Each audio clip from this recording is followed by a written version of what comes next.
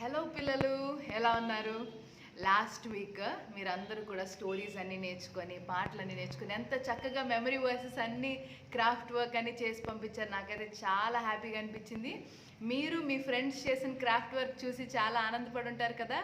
Very good. మీరు ఇలాగే ప్రతి సండే చూసి ఎంజాయ్ చేస్తూ ఈ క్రాఫ్ట్ వర్క్స్ అన్నీ మీరు నేర్చుకోవాలని మా ఆశ. ఈ సండే స్కూల్ని కూడా మనం ఒక ప్రార్థనతో స్టార్ట్ చేసుకుందాం. ఓకే? యేసయ్యా, నీకు వందనాలు, స్తోత్రాలు తండ్రి. పరిశుద్ధుడా, పిల్లలకి ఇచ్చిన ఈ తండ్రి ప్రభా ఆసక్తిని బట్టి నీకు వందనాలు. బిడ్డలు దీవించండి. ఈ సండే స్కూల్లో కూడా వాళ్ళు గొప్ప విషయాలు నీ గురించి నేర్చుకోవడానికి కృప చూపించమని, మీరే వాడుకోమని యేసయ్య నామములో ఈ ప్రార్థన అడిగి వేడుకుంటున్నాం తండ్రి. ఆమేన్. ఓకే, పాటలు విందామా పిల్లలు? ఇప్పుడు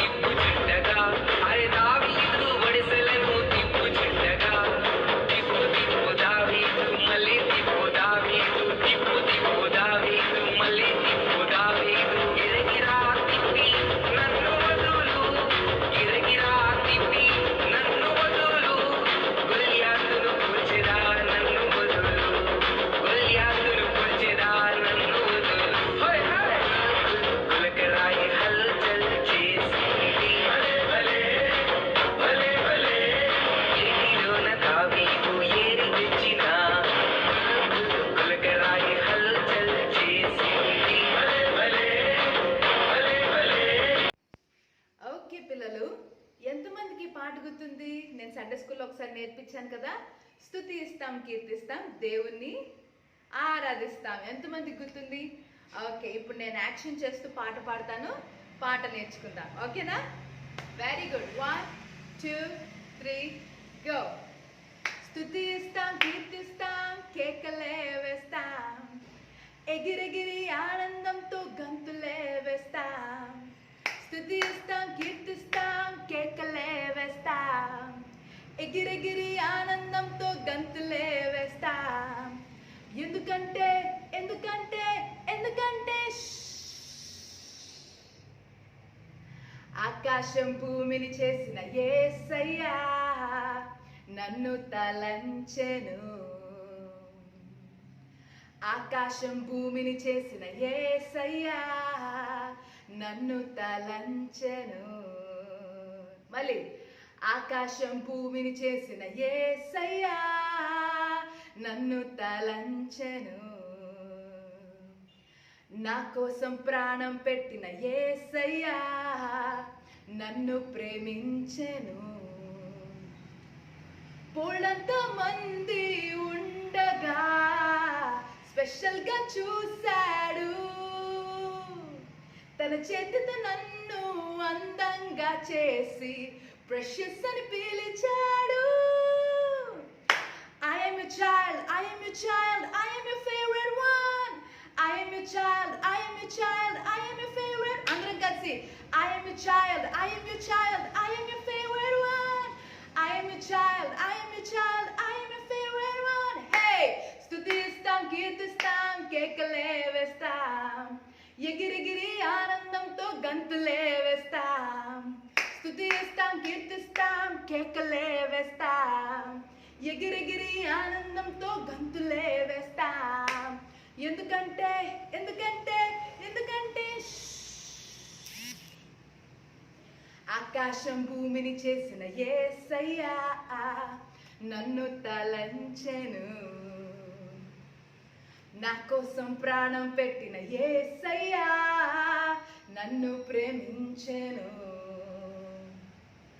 బోళ్ళంత మంది ఉండగా స్పెషల్గా చూశాడు, తన చేతితో నన్ను అందంగా చేసి ప్రెషియస్ అని పిలిచాడు. I am your child, I am your child, I am your favorite one. I am your child, I am your child, I am your favorite one. Hey, I am your child, I am your child, I am your favorite one. I am your child, I am your child, I am your favorite one. Very good. Okay, పిల్లలు, last week మనం ఆరాధించడం నేర్చుకున్నాం కదా. ఎలా ఆరాధించాం? మన చుట్టుపక్కల ఉన్న అన్నిటిని బట్టి మనం దేవునికి థ్యాంక్స్ చెప్పడం అని నేర్చుకున్నాం కదా. దేవునికి ఆరాధించడం అని. Thank you Jesus for giving us parents. Thank you Jesus for this life. Thank you Jesus ప్రభువా, ఇంత మంచి గాలిని నేను పీలుస్తున్నానంటే ఎంత గొప్ప దేవుడో ప్రభువా అని ఆరాధించడం మనం నేర్చుకున్నాం కదా. అలాగే ఈరోజు నేను మీకు చెప్పాలనుకున్నాను, ఆరాధన ఎక్కడైనా చేయొచ్చు. నువ్వు బయట నడుస్తున్నప్పుడు చేయొచ్చు, నువ్వు ఇంట్లో ఉన్నప్పుడు చేయొచ్చు, నీ స్కూల్లో ఉన్నప్పుడు చేయొచ్చు, ఇంకా నువ్వు బాత్రూంలో ఉన్నప్పుడైనా చేయొచ్చు. దేవుని నువ్వు ఎక్కడైనా ఆరాధించవచ్చు, ఎలాగైనా ఆయన స్తుతించవచ్చు, ఆయన పొగడచ్చు, ఆయన పాటలు పాడచ్చు. తెలుసా పిల్లలు, ఎక్కడున్నా కూడా ఆయన సన్నిధంట నిన్ను ఆవరిస్తుంది. నువ్వు ఆరాధించడం మొదలుపెట్టిన వెంటనే, యేసయ్యని పిలిచిన వెంటనే ఆయన సన్నిధి నిన్ను ఆవరిస్తుందంట. ఈ సమయంలో నేను మీతో మాట్లాడుతున్నాను కదా, మాట్లాడుతున్నప్పుడు కూడా యేసయ్య సన్నిధి నా చుట్టూ ఉండడం నేను అనుభవిస్తున్నాను. ఎందుకంటే ఆయన పిల్లల్ని ఆయన ఎప్పుడు వదలడు. పిల్లలు ఎక్కడున్నా, మీరు ఎలాంటి పరిస్థితిలో ఉన్నా యేసయ్యని ఆరాధించడం మొదలు పెట్టగానే ఆయన సన్నిధి, ఆయన ప్రేమ నిన్ను హత్తుకుంటుంది. తెలుసా మీకు హల్లెలూయా. కొద్ది నిమిషాలు ఓ చిన్న పాట పాడుకుని దేవుని స్తుతిద్దామా? ఆమేన్. హల్లెలూయా, హల్లెలూయా, హల్లెలూయా. యేసయ్యా నీకు వందనాలు, నీకు వందనాలు తండ్రి. థ్యాంక్ యూ జీసస్, ఈ రోజుని బట్టి నీకు వందనాలు. థ్యాంక్ యూ జీసస్ ప్రభా, మాకు సండే స్కూల్ని బట్టి నీకు వందనాలు. థ్యాంక్ యూ జీసస్, మాకు ఇచ్చిన ఈ అవకాశాన్ని బట్టి నీకు వందనాలు. థ్యాంక్ యూ జీసస్, మాకు మంచి తల్లిదండ్రులను ఇచ్చావు. థ్యాంక్ యూ జీసస్, మాకు దేవా మంచి గాలిని పీల్చడానికి తండ్రి అవకాశాన్ని ఇచ్చావు, మాకు లైఫ్ని ఇచ్చావు తండ్రి, మంచి ఆరోగ్యాన్ని ఇచ్చావు. Thank you Jesus, thank you lord, thank you ప్రభా, నీకు వందనాలు, నీకు స్తోత్రాలు. Hallelujah, hallelujah, hallelujah. Thank you lord, thank you lord. మహిమకు పాత్రుడా, ఘనతకు అర్హుడా, నీ నామం ఎంతో గొప్పది, నేను ఆరాధింతును. మహిమకు పాత్రుడా, ఘనతకు అర్హుడా, నీ నామం ఎంతో గొప్పది, నిన్ను ఆరాధింతును. మహోన్నతుడా, అద్భుతాలు చేయువాడా, నీ వంటి వారు ఎవరు, నీ వంటి వారు ఎవరు. మహోన్నతుడా, అద్భుతాలు చేయువాడా, నీ వంటి వారు ఎవరు. యేసు నీలా లేరెవరు. ఇంగ్లీష్లో You deserve the glory and the honor. Lord, we lift our hands in worship and we bless your holy name. You deserve the glory. Andra chetleti. And the honor. Lord, we lift our hands in worship and we praise your holy name. For you are great. You do miracles so great. There is no one else like you. There is no one else like you. For you are great. You do miracles so great. There is no one else like you. There is no one else like you.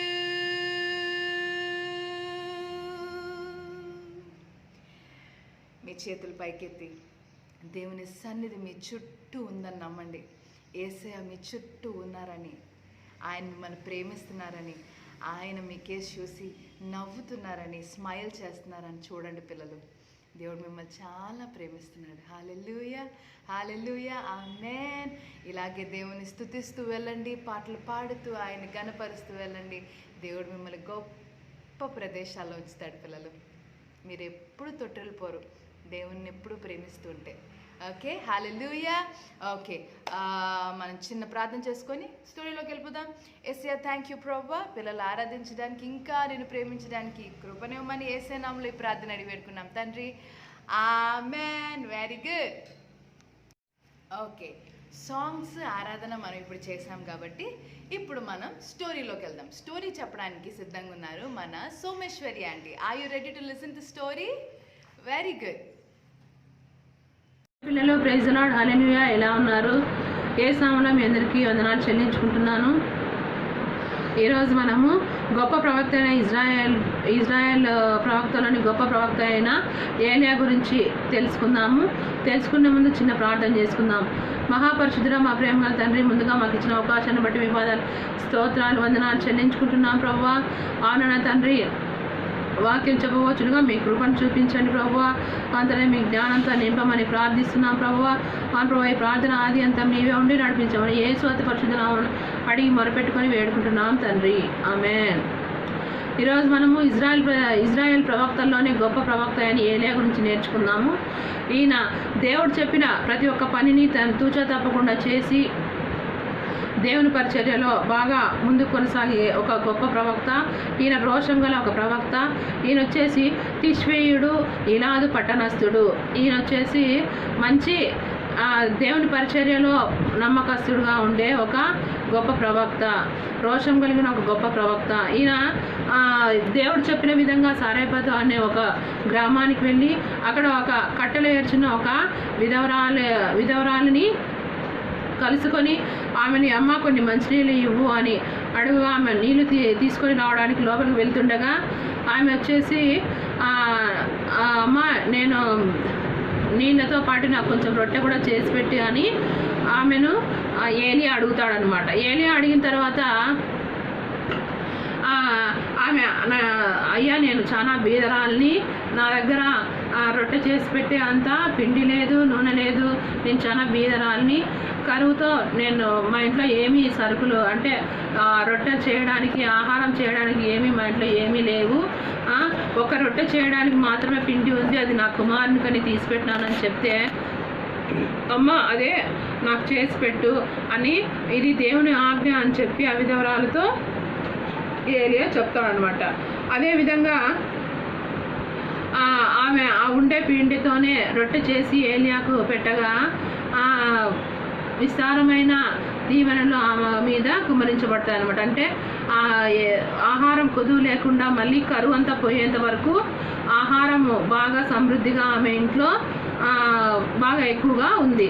ఎందుకంటే ఆమె దేవుడు చెప్పినట్లు వినింది కాబట్టి ఆమెకు విస్తారమైన దీవెనలతో పాటు ఆహారము అన్ని సమృద్ధిగా సమకూర్చబడ్డాయి.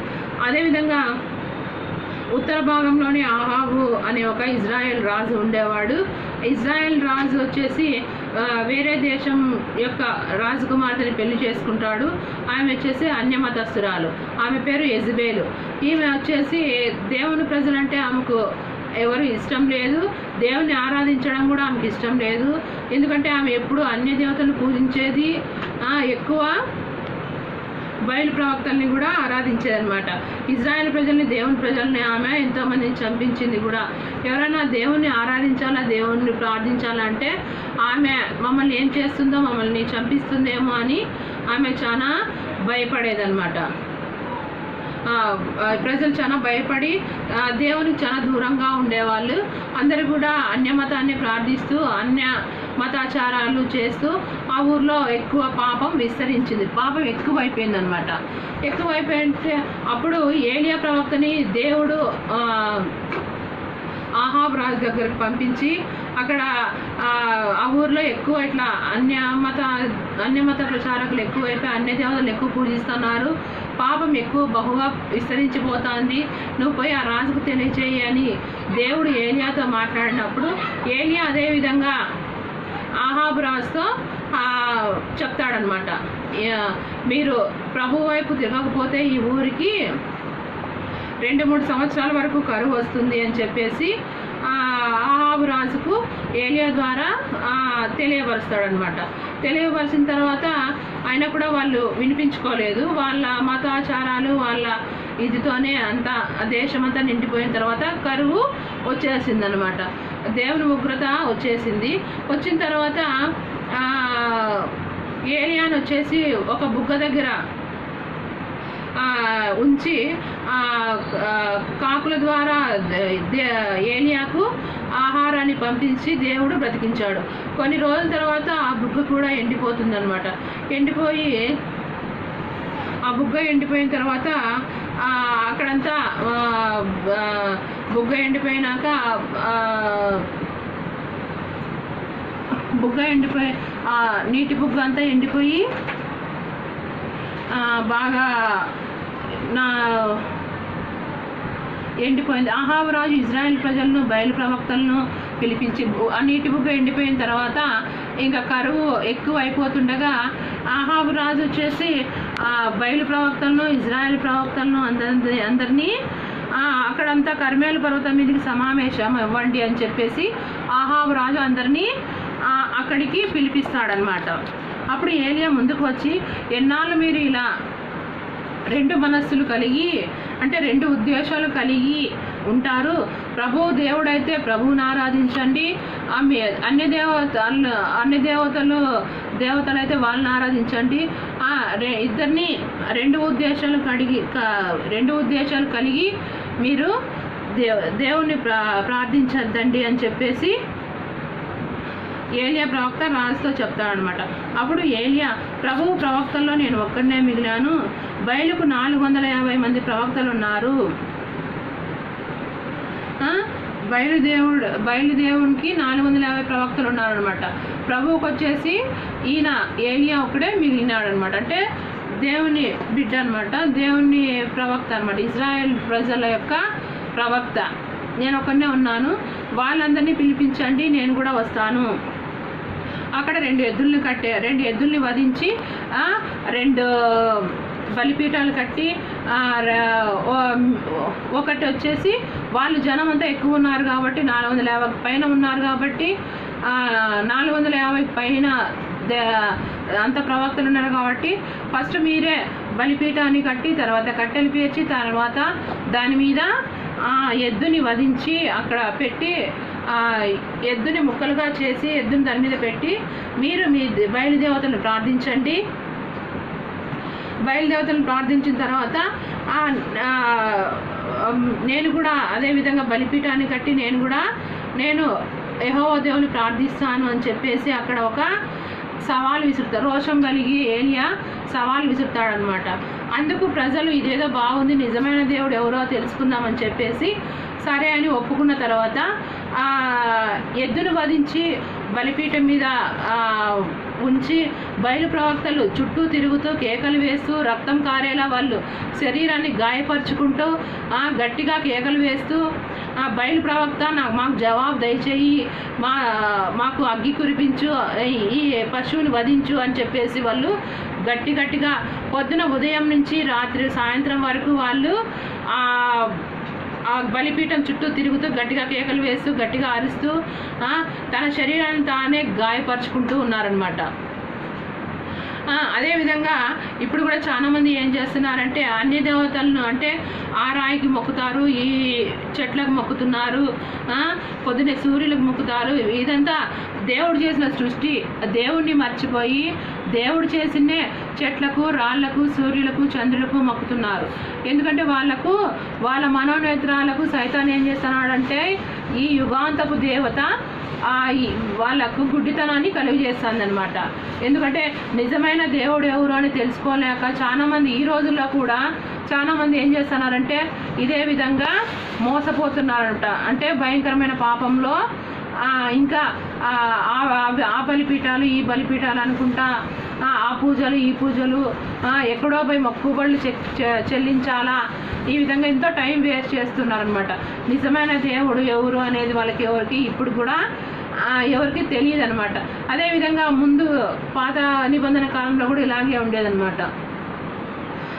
అప్పుడు వాళ్ళు బయలు ప్రవక్తలను ఎంతో పూజించారు, ఎంతో కేకలు వేస్తూ బలిపీఠాల చుట్టూ పరిగెత్తుతూ ఉన్నా కూడా వాళ్ళకి ఎటువంటి సాయంత్రం వరకు వాళ్ళ దేవుణ్ణి ప్రార్థిస్తున్నా వాళ్ళకి ఎటువంటి సమాధానము దేవుని నుంచి వాళ్ళ బయలు ప్రవక్తల నుంచి రాలేదు. అప్పుడు ఏలియా ఏమంటున్నాడంటే అందరూ నా యుద్ధకు రండి అని చెప్పి అందరినీ సాయంత్రం అయిపోయింది. అప్పుడు సాయంత్రం అయిన తర్వాత బలిపీఠం దగ్గరికి అందరినీ పిలిపించాడు అనమాట. వారంతా అతని చుట్టూ చేరారు. యెజబెల్ పడగొట్టింటుందనమాట. అప్పుడు యెజబెల్ అంటే అహాబు రాజు భార్య. వీళ్ళు ఇజ్రాయెల్ బలిపీఠాన్ని యెహోవా బలిపీఠాన్ని పడగొట్టిచ్చేసి ఉంటుందన్నమాట. ఆ బలిపీఠాన్ని మళ్ళీ ఏలియా ఏం చేస్తాడంటే మళ్ళీ కడతాడు. 12 రాళ్ళు పెట్టి దాని మీద కట్టెలు పేర్చి మళ్ళీ తర్వాత దాని మీద వధించిన ఆ ఎద్దుని పెట్టి దాని చుట్టూ ఒక పెద్ద గుంత కూడా తవ్వుతాడనమాట. ఆ గుంత చుట్టూ ఏం చెప్తాడంటే కొన్ని బకెట్లు తీసుకొచ్చి నీళ్లు ఈ పశువు మీద పోయండి, కట్టెల మీద అంతా ఈ గుంత చుట్టూ నిండేలా నీళ్లు పోయండి బాగా అని చెప్పేసి ఆయన వాళ్ళకి చెప్పిన తర్వాత వాళ్ళు నీళ్లు పోస్తూనే ఉన్నారు. ఆ గుంటలో నుంచి నీళ్లు బయటికి పొంగి పొర్లుతా ఉండేంత వరకు పోస్తారనమాట. పోసిన తర్వాత అక్కడ ఏలియా అక్కడ కూర్చొని ఏం చెప్తున్నాడంటే ప్రభువైన దేవుడు నీవే అని ప్రజలంతా తెలుసుకునేలా చేయాలని నా కోరిక.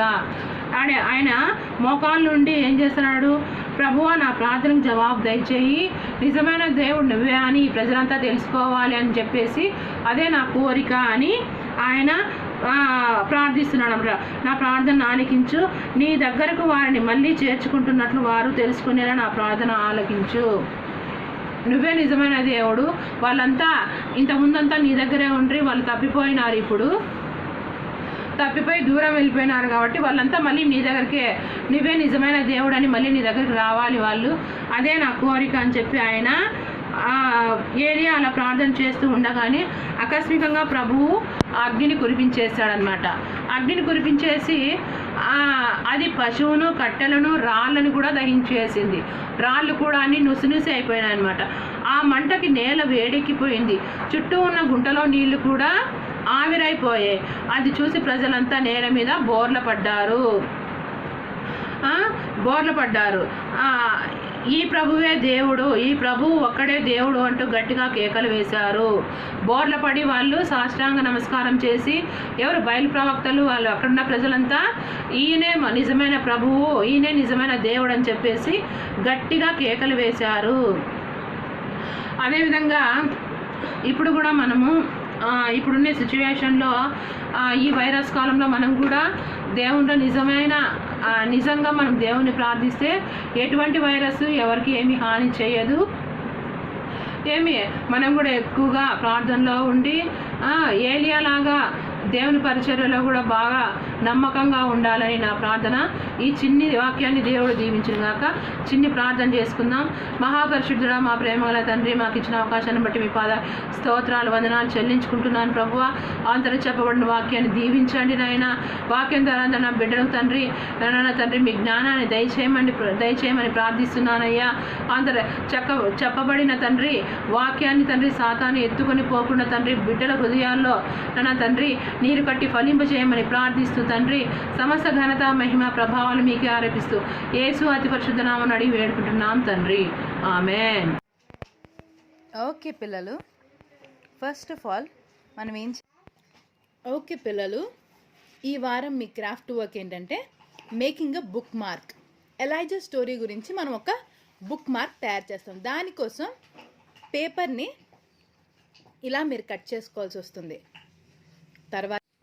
తర్వాత ఇలా రాళ్ళులాగా డిజైన్ గీసుకొని ఓకే దాని మీద కట్టెల్ని మనం గీద్దాం అనమాట. చూడండి నేను మీకు ఓకే ఇలా కట్టెల్ని మనం గీయాలి. గీసిన తర్వాత ఇప్పుడు ఫైర్ వేద్దాం. ఇప్పుడు చూడండి పిల్లలు, నేను ఏం చేశానంటే ఫైర్ వేసాను. yellow అండ్ ఆరెంజ్ క్రేయాన్ తీసుకొని అండ్ పైన రాశాను, the Lord is my God, I will serve no one. Elijah ఎలాగైతే నిజమైన దేవుణ్ణి నిరూపించి చూపించాడో ఆ దేవుణ్ణే మనం జీవితాంతం మనం సేవించాలి. సో దేవుడే నా ప్రభువు, ఆయన్ని తప్ప నేను ఇంకెవ్వరిని ఆరాధించను అనేది ఈ బుక్ మార్క్. మీ బుక్ మార్క్ రెడీ. మీరు ఇంకా కలర్స్ కావాలంటే ఏదైనా యాడ్ చేసుకొని డిఫరెంట్గా తయారు చేసుకోవచ్చు. ఓకేనా పిల్లలు? Very good. సో పిల్లలు చూసారా, నేను ఇంకా దీనికి ఇంకా స్టార్స్, క్లౌడ్స్ నాకు ఇష్టం వచ్చినట్టు నేను తయారు చేసుకున్నాను. బుక్ మార్క్ అనేది మనకి ఇష్టం వచ్చినట్టు మనం తయారు చేసుకోవచ్చు. సో ఇది మనం ఇప్పుడు బుక్లో పెట్టచ్చు. Yeah, that's it. మీ బుక్ మార్క్ రెడీ. ఓకే పిల్లలు, ఈ వారం songs, craft work, memory verse, story అన్నీ నేర్చుకున్నారు కదా. Very good. లాస్ట్ ప్రార్థన చేసుకుని మన సండే స్కూల్ ముగించుకుందాం. ఓకే. యేసయ్యా నీకు వందనాలు, స్తోత్రాలు తండ్రి. ఈ వారం అంతా బిడ్డలతో మీరుండి నడిపించినందుకు మీకు వందనాలు తండ్రి. ఈ వారం ఈ స్టోరీ విని తండ్రి ప్రభా నీ గురించి గొప్ప విషయాలు మీరు నేర్చుకోవడానికి మీరు సహాయం చేసినందుకు నీకు వందనాలు యేసయ్యా, నీకు స్తోత్రాలు అయ్యా తండ్రి ప్రభా. లాస్ట్ వీక్ లాగే ఈ వారం కూడా పిల్లల ఆసక్తితో ప్రభా అన్నీ చేసి మెమరీ వర్సెస్, క్రాఫ్ట్ వర్క్స్ చేసి నీ వాక్యాన్ని వాళ్ళ హృదయాల్లో స్థిరపరచుకోవడానికి మీరు అవకాశాన్ని మనం వేడుకుంటూ తండ్రి పిల్లల్ని దీవించి ఆశీర్వదించమని, బలపరచమని, ప్రొటెక్ట్ చేయమని యేసే నామములో ప్రార్థన అడిగి వేడుకుంటున్నాం తండ్రి. ఆమేన్. Very good. బాయ్ పిల్లలు. Meet you next Sunday. మర్చిపోకండి థర్స్డే లోపల మీ క్రాఫ్ట్ వర్క్స్, మెమరీ వర్క్స్ పంపించాలి. Okay, bye.